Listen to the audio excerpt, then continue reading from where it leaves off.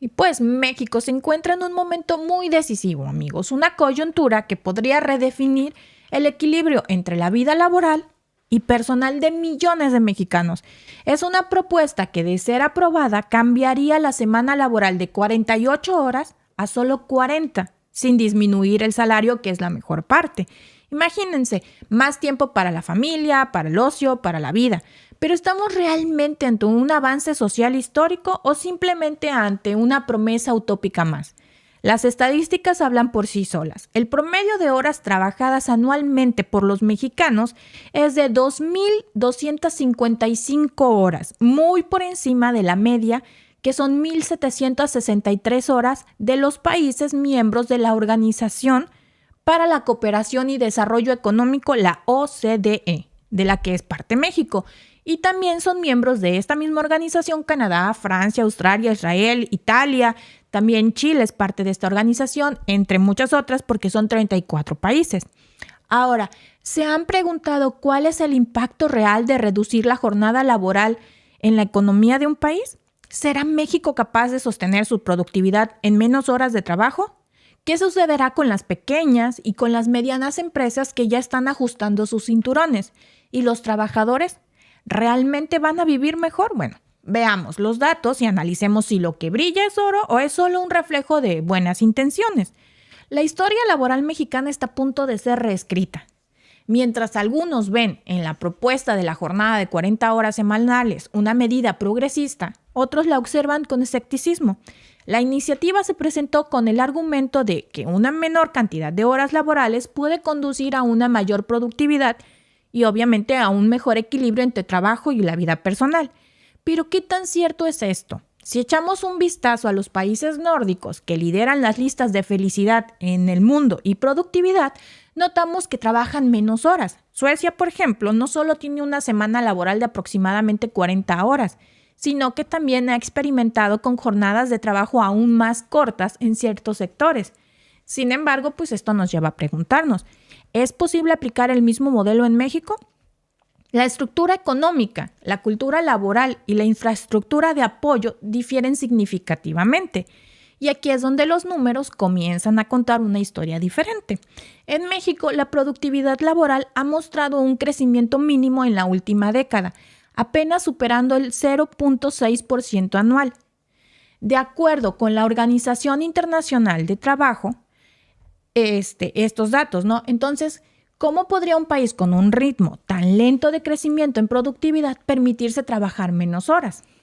Ahondando más en el tema, las pequeñas y medianas empresas, o pymes como las conocemos, que constituyen alrededor del 99% de las empresas en México y generan el 72% del empleo, ¿cómo se van a adaptar a este cambio? Una jornada laboral más corta implica, en teoría, para ellos, costos laborales más altos y también menos productividad, según ellos, algo que, digamos, no es exactamente la tendencia actual.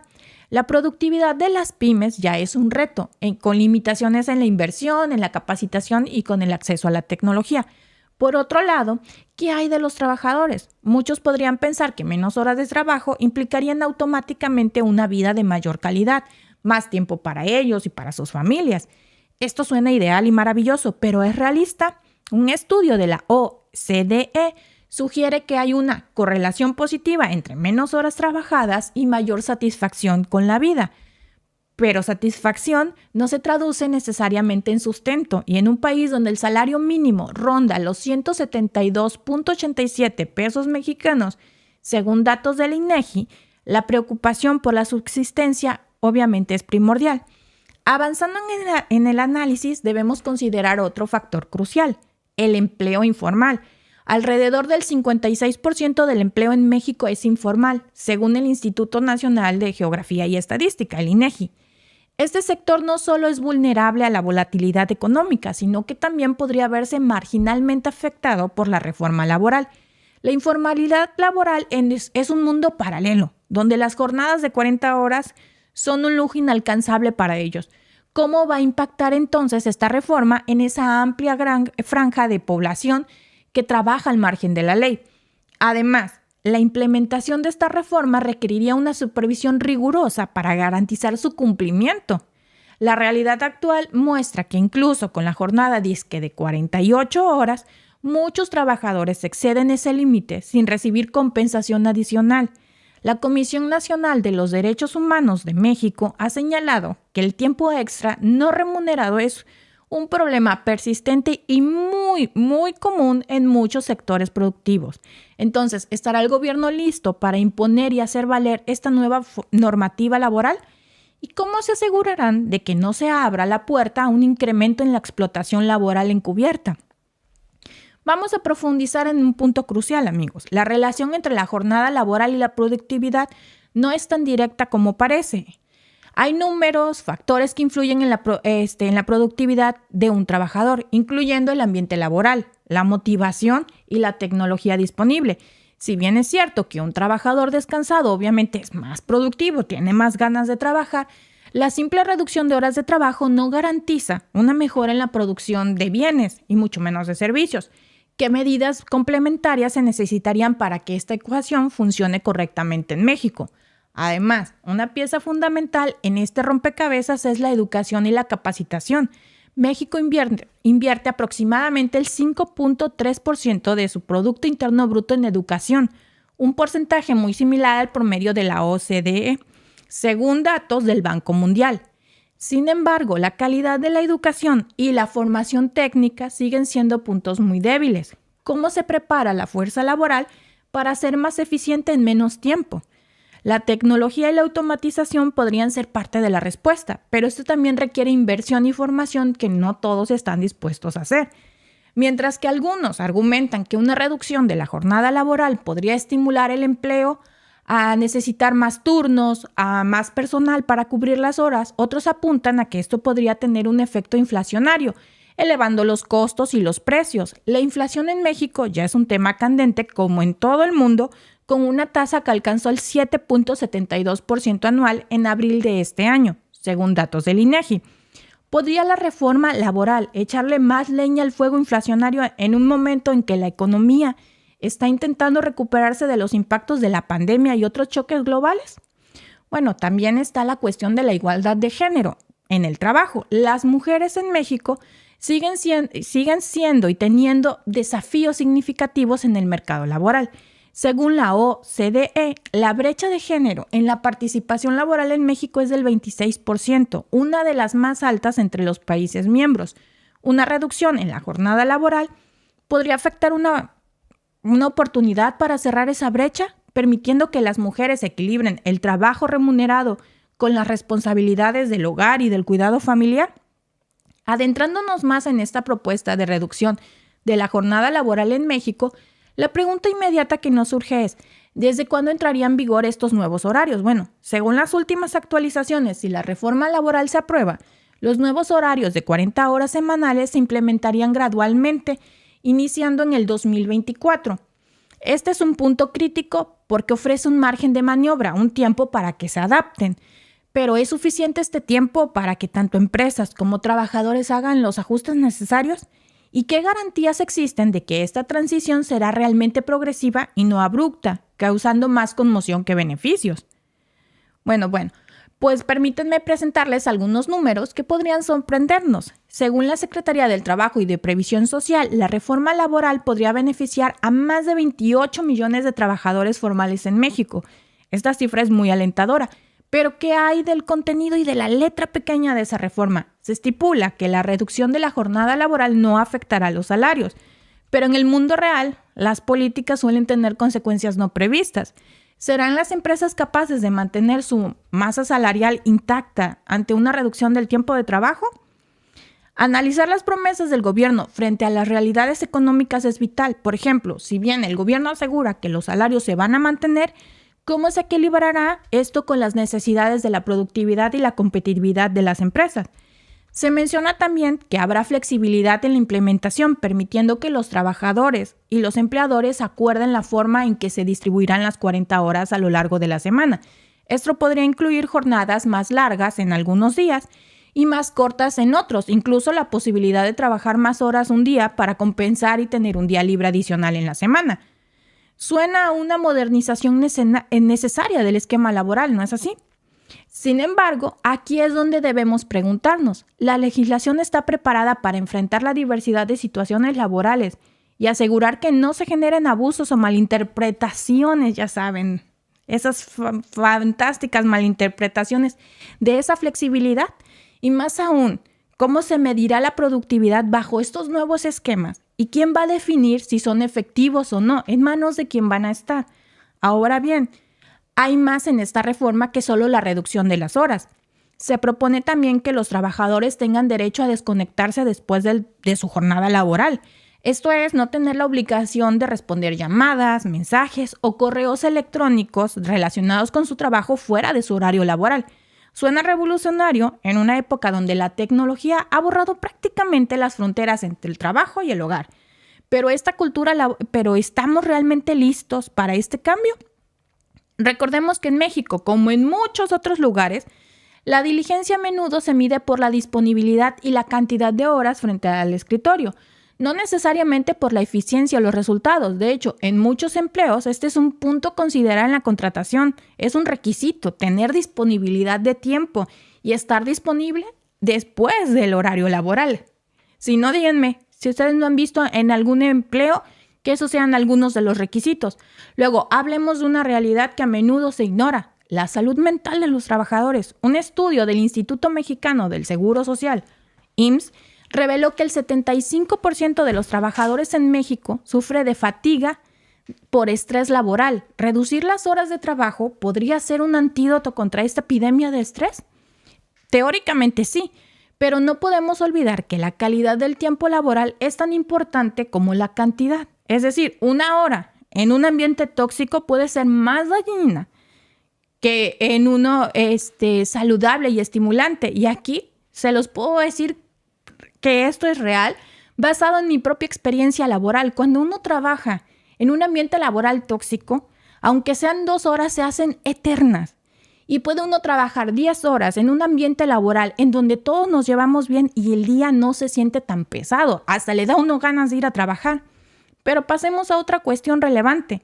Los horarios de 40 horas y la posibilidad de que sean flexibles abre la puerta a varios modelos de trabajo. Por ejemplo, el teletrabajo o el trabajo híbrido, que ha ganado terreno a raíz de la pandemia.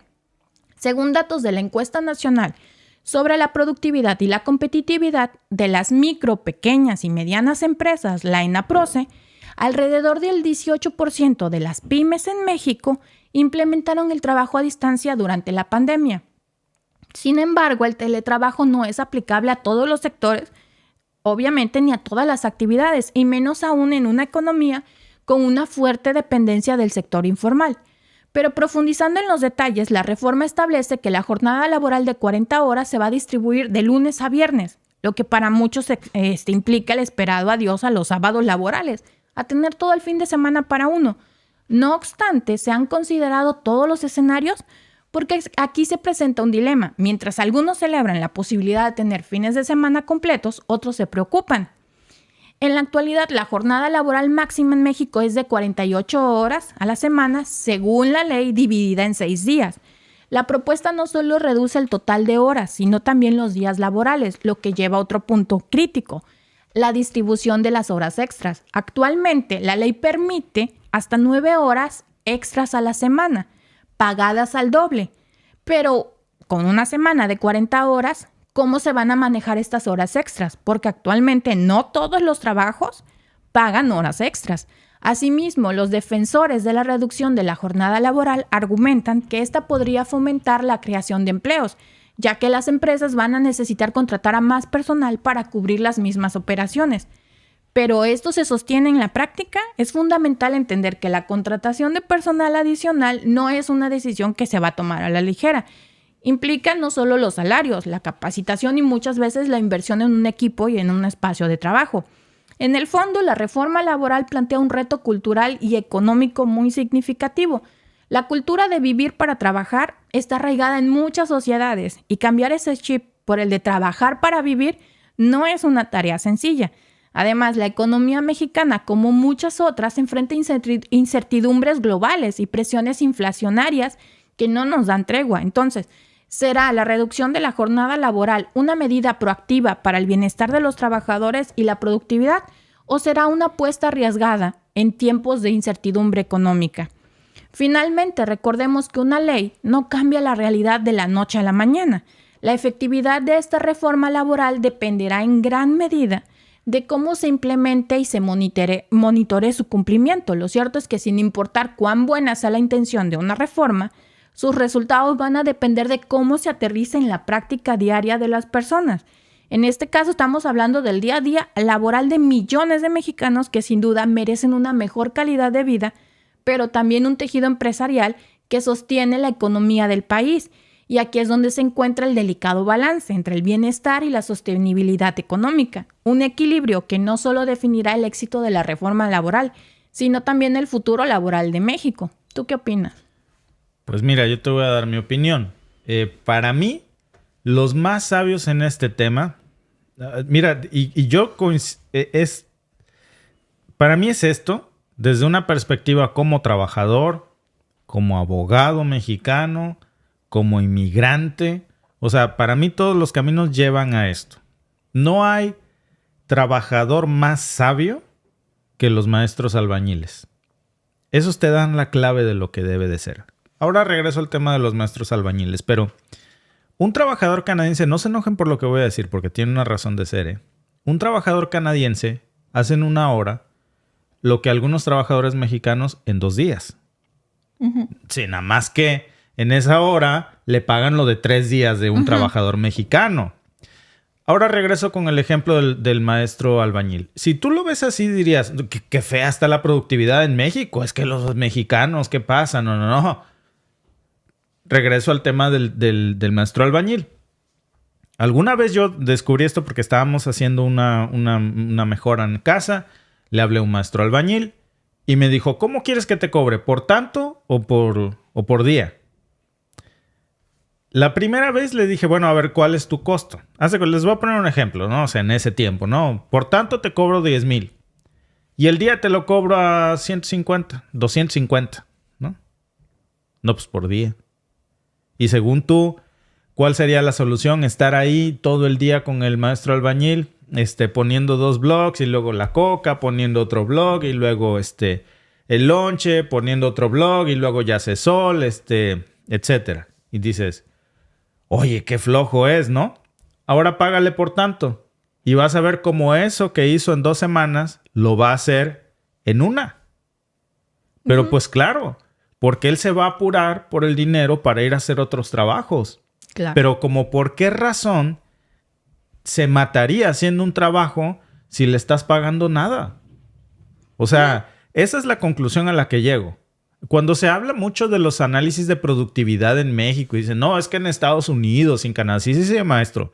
Nada más que en Estados Unidos y en Canadá les pagas a 21 la hora. Por ejemplo, un trabajador de la Honda que ensambla carros le pagas a $23 la hora y allá en Querétaro estás pagando a 4,000 la quincena. Uh-huh. Entonces, no puedes comparar cuando lo que estás gastando en 2 días de aquí allá lo estás dando en una quincena completa. Por ponerles un ejemplo X, ¿no? Mi conclusión en esto es que yo creo que se debe de reformar el sistema.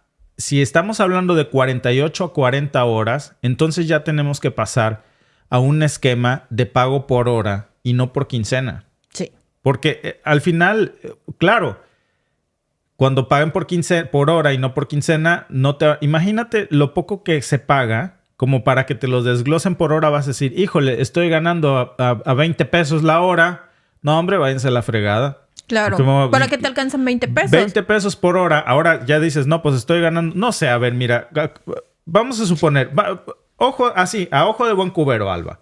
Tú que eres buena en matemáticas. 400 la hora. Uh-huh. 400 el día. Haciendo el trabajo que tú quieras. 400 el día. 8 horas, 50 pesos la hora. 50 pesos la hora. Que en dólares canadienses son $3. Vamos a poner 4. Porque está como a 13. $4 la hora, Alba. 3.85, más o menos. Ajá. $3.85 la hora. Dólares canadienses. Es que es como llegar a la tienda. ¿Se acuerdan cuando éramos niños y llegábamos a la tienda y le decíamos al tendero, ¿pa qué te alcanza? Y llevabas unas monedas. Claro. Oye, no te vas a llevar una despensa. Ese es el empleador. El empleador está llegando con nosotros con unas monedas y quiere llevarse toda la tienda de nosotros. Sí. O sea, ese es el tema, una explotación terrible. Una explotación ¿Cómo por laboral? 50 pesos la hora me vas a exigir que me apure, que no tenga descanso, que me friegue, que me joda, que y no a hay lo bonos, mejor no hay bonos? ¿A mí qué si a ti te va bien? ¿A mí qué si yo produzco de más o no? ¿Me vas a dar los mismos 50 pesos? ¿Y si me jodo la espalda? Claro. ¿Y si me luxo la muñeca? Leía yo la declaración que hacía el de la Coparmex y honestamente, pues obviamente él defiende sus intereses, ¿no? Que decía, no, es que si se manejan así las 40 horas, se nos aumentan un 40% a nosotros la productividad y tenemos que poner los productos más baratos. Perdón, pero yo dije, güey, estás ahorrándote 40% en la productividad en este momento y no por eso estás dando los productos más baratos. Porque no te estás poniendo a pensar en el bolsillo de la gente, estás pensando en tu bolsillo. Tú te estás llevando 40% más, tú te estás haciendo 40% más rico y al trabajador lo estás explotando. Esa es la realidad, le estás pagando mucho. Lo que no quieres es tener que reducir tu tiempo de trabajo. Lo que no quieres es tener que reportar tal vez las horas extra, que no las están reportando y no se las están pagando. O sea, dice la ley, 9 horas a la semana al doble. Pero ¿cómo sacan eso de al doble? Sí, ¿no? Alba, pero te terminan pagando por quincena. Claro. Y yo a lo que voy es que... Te dicen así como tarifa fija. Y luego, no son trabajos permanentes. Claro. Son trabajos temporales, por contrato. En donde no te ofrecen ninguna prestación. Aquí también los trabajos son por contrato. Pero cuando estás por contrato, tienes algunas prestaciones. Alba, los primeros 6 meses, no. Pero después tienes algunas prestaciones aún estando por contrato. Y ya en la gran mayoría es desde el primer día. Sí. Ahora, ¿por qué no te dicen en México, por qué no nos dicen cuánto se gana por hora? Porque es nada. O sea, claro. Al final te dan el bonche.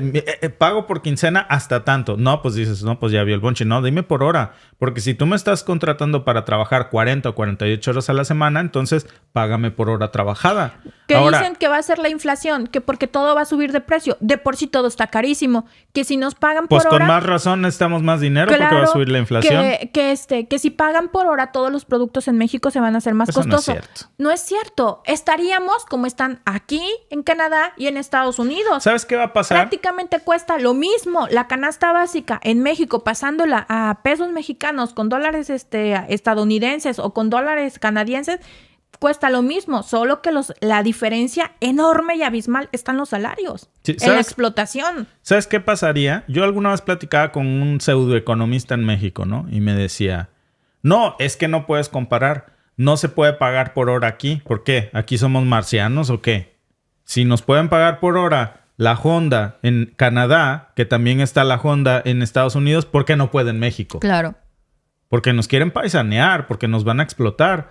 Así como le haces para vender tus carros y producir tus carros y que te dé negocio en Canadá y en Estados Unidos, también te da para pagarnos igual en México. O sea, nomás que no quieren. No se van a encarecer los productos. ¿Saben qué pasaría? Que los súper ricos nada más serían ricos. Claro. Y no súper ricos. Que no tendríamos entonces ese montón de multimillonarios en una desproporción, pagándole nada a sus empleados y obteniendo y amasando fortunas porque se fomenta un círculo de explotación laboral interminable. Eso es. Entonces, ¿yo qué creo?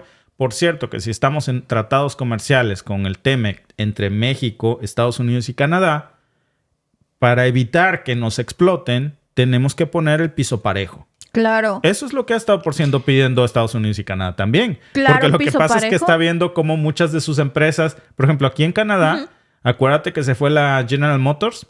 Se fue de ¿en dónde estaba la General Motors? En Oshawa. En Oshawa. Se fue de Oshawa y se mudó a México. ¿Por qué? Porque dijo, no, hombre, pues aquí les estoy pagando a 24 la hora. Pues mejor me llevo mi planta a México donde les voy a pagar a $24 el día y me sobra. Sí. Y me sobra. Entonces, claro, Canadá vio cómo se perdió muchas fuentes de empleo porque pues le conviene más irnos a explotar a México. Entonces nosotros en esta reforma yo creo que tendríamos que ir más allá. Sí, a 40 horas por semana, pero además pago por hora. Claro. Y entonces en el momento, nada más para terminar en esta idea, en el momento en que digas el salario mínimo de México es, ya no sé en qué zona me miren, pero vamos a suponer, el salario mínimo de México es a 100 pesos la hora. Oye, a 100 pesos la hora, Quiere decir que cuando menos te tengo que pagar van a ser 800 pesos diarios. Bueno, esos son 50 dólares canadienses, más o menos 60 dólares canadienses. Y es barato aquí. Pues, ¿qué pasa? Que por 800 dólares diarios, por 800 pesos mexicanos, ya no me da para contratar a una muchacha del servicio. Mamacita, entonces te vas a tener... Papacito, mamacita, te vas a tener que mojar tus manitas y trapear tú solito y cortar tu pasto tú solito y lavar tu carro tú solo y manejar tú mismo. Porque si no lo quieres hacer, entonces tienes que pagarle un salario justo de 800 pesos por día. ¿No te gusta? No lo contrates. Claro. Tan fácil como eso. Ahórrate esa lana y hazlo tú mismo. No seas huevón. Dice nuestro amigo Lalo, como patrón yo tengo que estar en el trabajo porque el momento en que me voy a otro trabajo, ellos no producen. Es que, ¿sabes qué, amigo? También falla una cosa. No hay, por decir, rates, aquí se llama. Hay que cumplir con ciertas cosas cada hora. Si tú estás ganando por hora... Procesos muy establecidos. Procesos muy establecidos. Por ejemplo, yo trabajé en Amazon.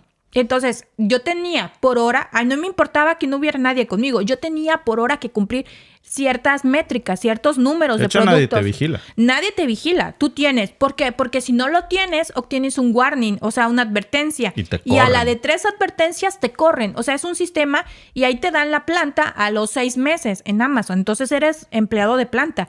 Pero si tú no produces para la empresa, te van a correr. Entonces, aunque sea un trabajo mal pagado, lo que sea, tú tienes que cumplir con métricas cada hora, porque tú estás ganando por hora, cada hora tienes que estar reportando. Si no cumples con lo que tienes que hacer cada hora, entonces se te rescinde tu contrato y pues ni modo, claro, a volar paloma. Y es una relación empresarial justa, en donde si yo no tengo lo que estoy pagando, pues me voy a deshacer de ti y voy a buscar a otra persona, claro, que me dé los resultados que merezco, porque por eso estoy pagando por hora, por eso estoy pagando lo justo que se paga en esto por hora. Y si te estoy pagando por hora, quiere decir que te estoy pagando por 60 minutos trabajados. Uh-huh. No para que agarres un Facebook o un teléfono y te pongas 15 minutos de los 60, porque eso es robo. Claro. Entonces, si me dices 60 minutos, es a darle a lo más que se den los 60 minutos, que para eso te voy a pagar bien. ¿Cuál va a ser la ecuación aquí?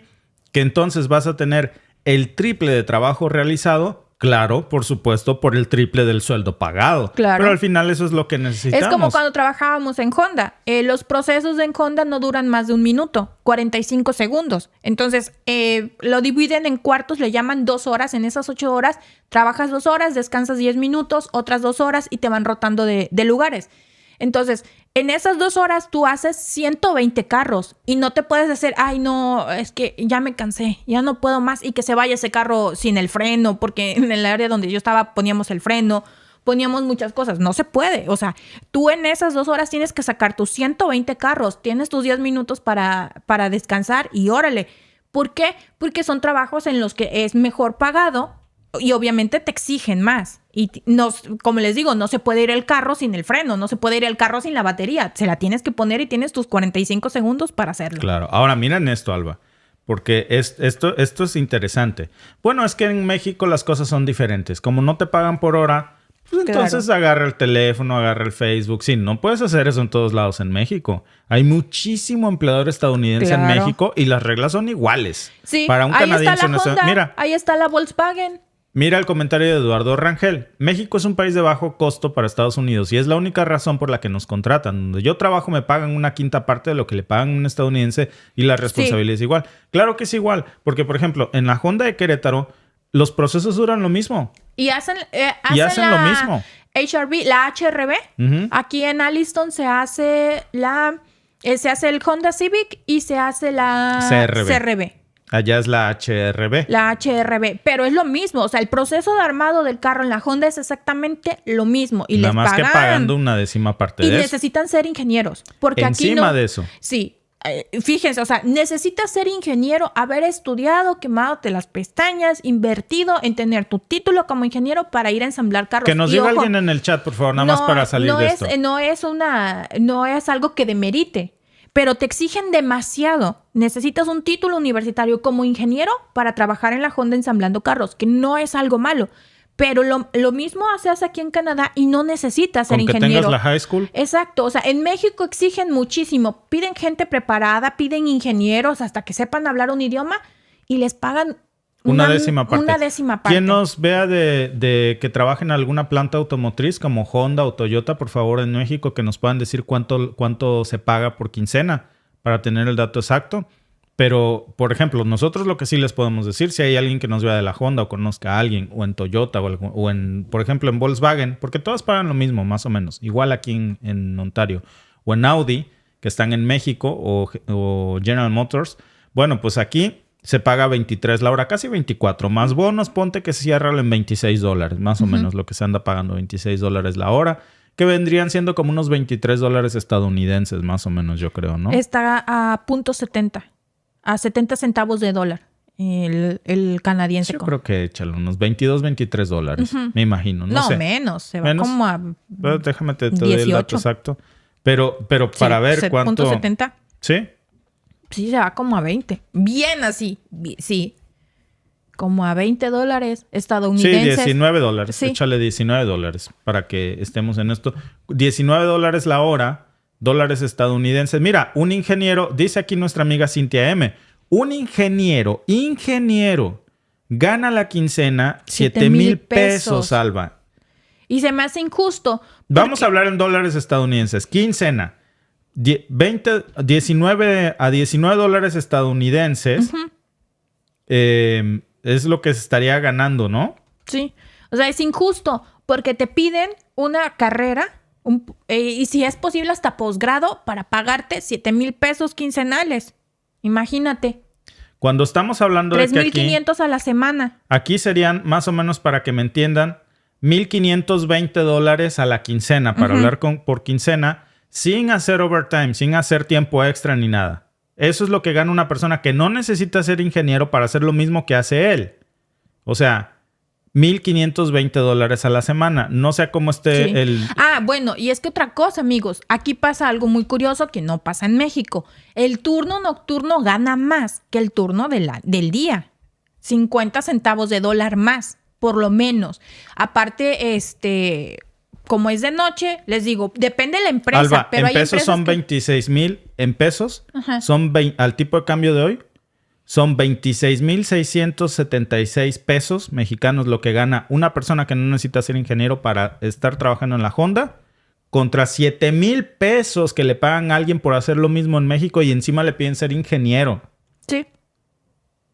Imagínate, o sea, que les digo, o sea, no es demeritar ni decir que está mal hacer autos en la Honda, no, pero estudiaron un montón, invirtieron mucho tiempo estudiando, mucho esfuerzo, dinero para tener un empleo que es bueno, según, sí, es bueno en Estados Unidos y en Canadá porque se paga lo justo. En México es una explotación, es como dicen en mi pueblo, es un robo a despoblado, es un robo a lo descarado.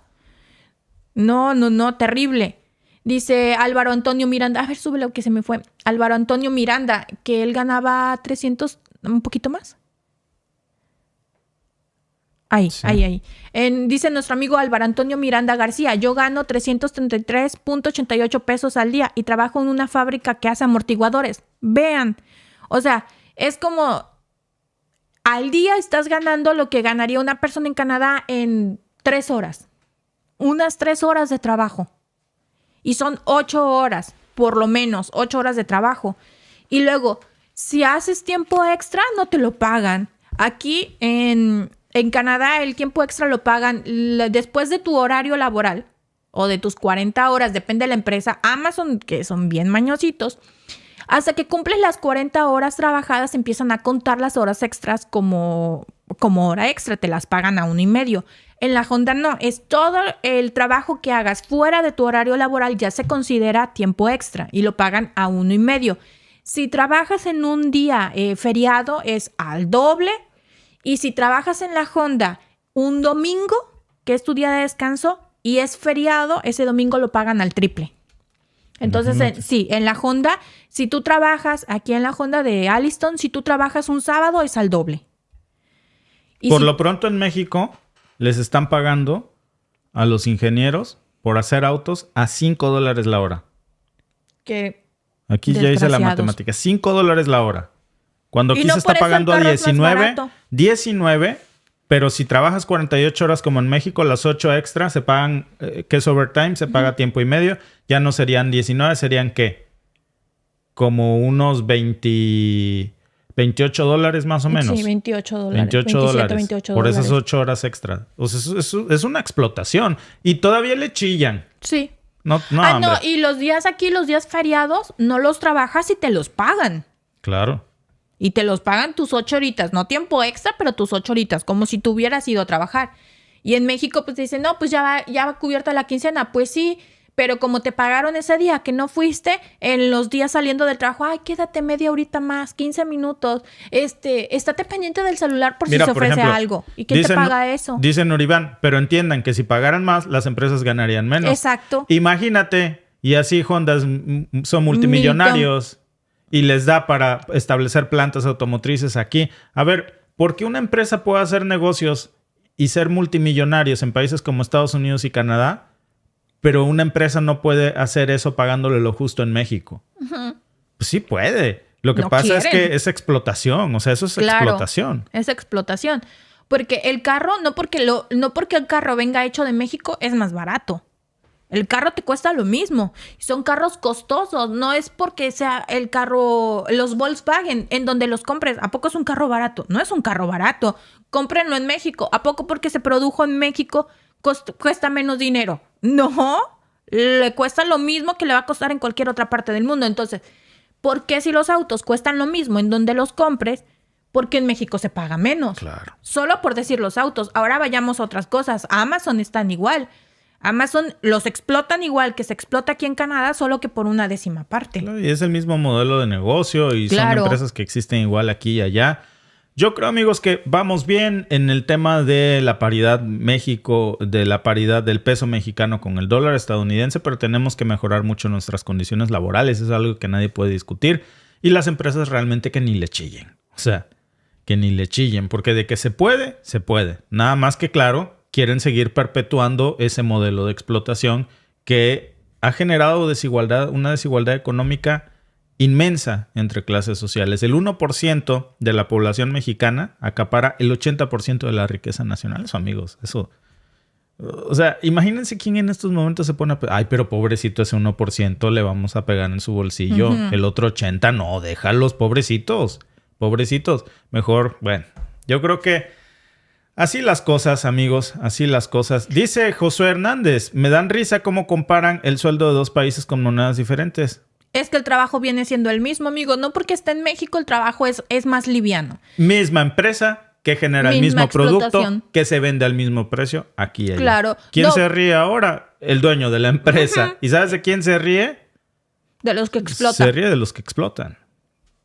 No. Así de fácil. Dice, pero es que Honda son japoneses. No, sí, pero están en Canadá, están en muchas partes del mundo. Están en Canadá y al estar en Canadá se rigen bajo las normas del trabajo canadiense. Entonces, en Canadá puedes ir a Toyota, es lo mismo. Hay ensambladora, no, se fue a México, sí, de la Ford, sí, que es la que se fue a México. Trabajaban igual. Entonces, es lo mismo.